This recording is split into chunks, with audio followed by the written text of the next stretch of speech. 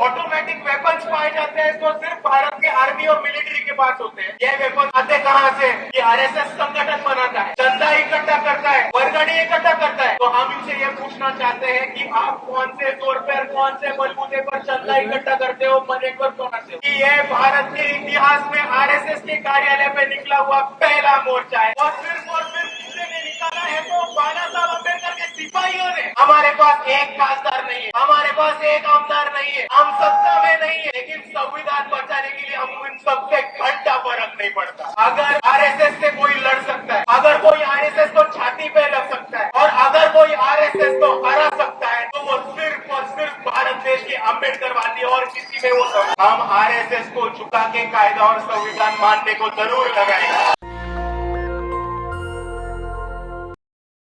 मौजूद सभी माता भगिनी को, सभी साथीदारों को और इस लड़ाई में सारे साथीदारों को मेरा साथीदार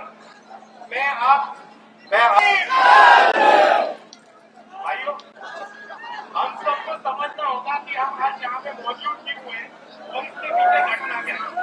कुछ दिनों पहले आरएसएस के कुछ कार्यकर्ता थे जिन्होंने एक एजुकेशनल इंस्टीट्यूट के सामने, एक कॉलेज के सामने रजिस्ट्रेशन डेस्क लगा के विद्यार्थियों का रजिस्ट्रेशन करना शुरू किया। उनके पास कोई परमिशन नहीं थी। वंचित बहुजन आघाड़ी के कार्यकर्ता वहां पे गए और उन्होंने पूछा आपके पास परमिशन है कि रजिस्ट्रेशन करने की?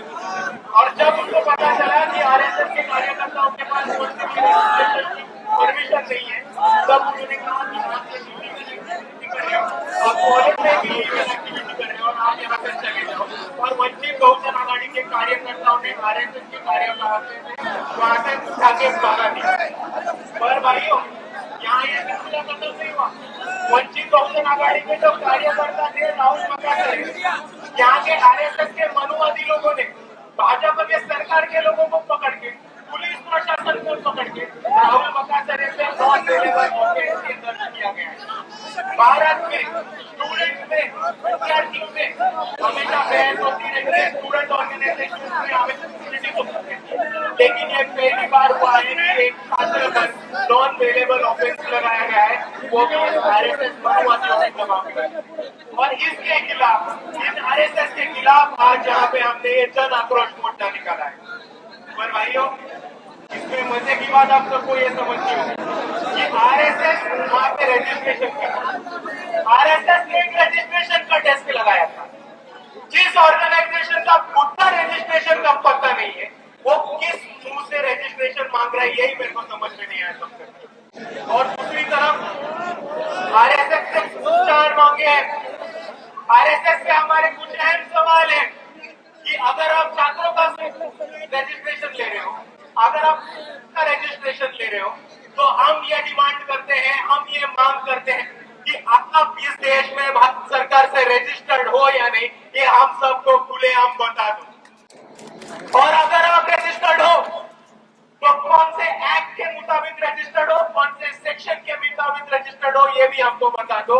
और अगर आप रजिस्टर्ड हो तो उसका डॉक्यूमेंटेशन या सर्टिफिकेट की हमको दिखा दो कि आप भारत देश के संविधान के हिसाब से भारत देश में रजिस्टर्ड है। हमारा दूसरा अहम सवाल है कि आरएसएस की दशहरा पूजा में जो हथियार पाए जाते हैं, जो ऑटोमेटिक वेपन्स पाए जाते हैं, तो सिर्फ भारत के आर्मी और मिलिट्री के पास होते हैं। ये वेपन्स आते कहां से? उनके पास इन वेपन्स की परमिशन है, और अगर इनके पास वेपन्स की परमिशन नहीं है तो मैं पुलिस से यही कहूंगा कि जल्द से जल्द इन पे कार्रवाई करें और इन पे तहकीकात करें। और हमारा तीसरा मुद्दा है कि आरएसएस संगठन बनाता है, चंदा इकट्ठा करता है, वर्गणी इकट्ठा करता है। तो हम इनसे यह पूछना चाहते हैं कि आप कौन से तौर पर, कौन से बलबूते पर चंदा इकट्ठा करते हो, मनी पर पहुंचाते हो? अगर आप चंदा इकट्ठा करते हो तो उसका डिमांड और उसकी लिस्ट गवर्नमेंट को देते हो क्या? अगर आप इनकम टैक्स भरते हो क्या? अगर आप चंदा इकट्ठा करते हो तो इनकम टैक्स भरते हो क्या? और यही हमारी चार डिमांड है, और यही चार डिमांड से हम ये कहना चाहते हैं कि आरएसएस ये खुद को संविधान के सामने सरेंडर कर दे, ऑर्गेनाइजेशन है के संविधान से चला है। भाइयों, आपको मुद्दा समझना होगा।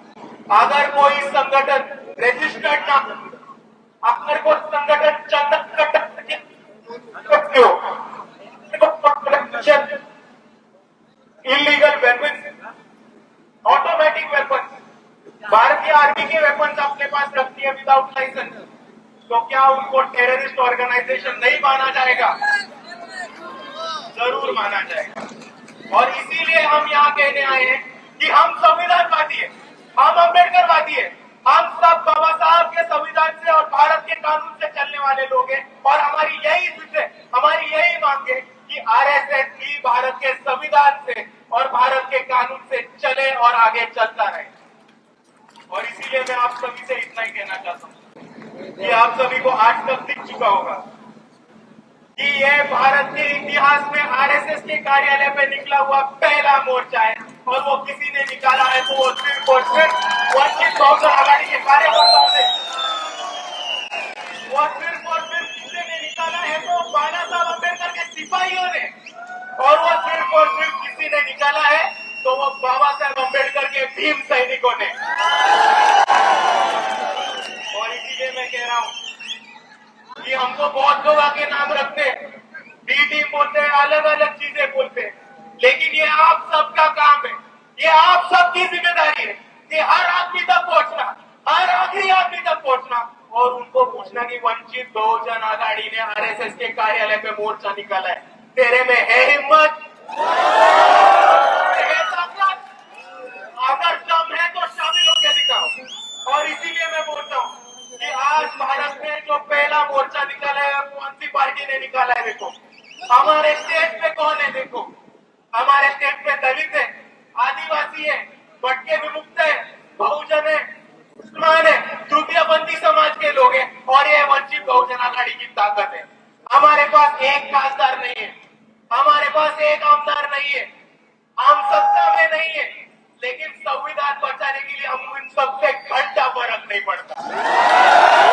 जब जब संविधान का बात आएगा, जब जब कायदा कानून का बात आएगा, और जब जब बाबा साहब अम्बेडकर ने दिए हुए न्याय, हक और अधिकार का बात आएगा, वंचित बहुजन आघाड़ी के कार्यकर्ता, यहाँ के तमाम अम्बेडकरवादी बिना डर देखे, बिना खौफ देखे, बिना आरएसएस की दहशत देखे इसी तरह से मोर्चा निकालेगी और सक्सेसफुल करके दिखाएगी। और जाते जाते मैं इसीलिए यही एक चीज बोलना चाहता हूँ कि आगे के समय में, आगे के आने वाले वक्त में अगर आरएसएस से कोई लड़ सकता है, अगर कोई आरएसएस को छाती पे लग सकता है, और अगर कोई आरएसएस को हरा सकता है, तो वो सिर्फ और सिर्फ भारत देश के अम्बेडकरवादी और किसी में वो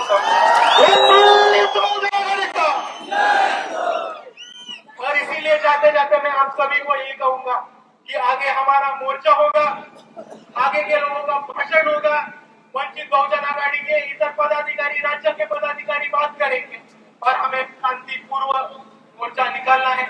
हम कायदा संविधान मानने वाले लोग हैं, हम कहीं पे भी कायदा और संविधान तोड़ेंगे नहीं, लेकिन हम आरएसएस को झुका के कायदा और संविधान मानने को जरूर लगाएंगे।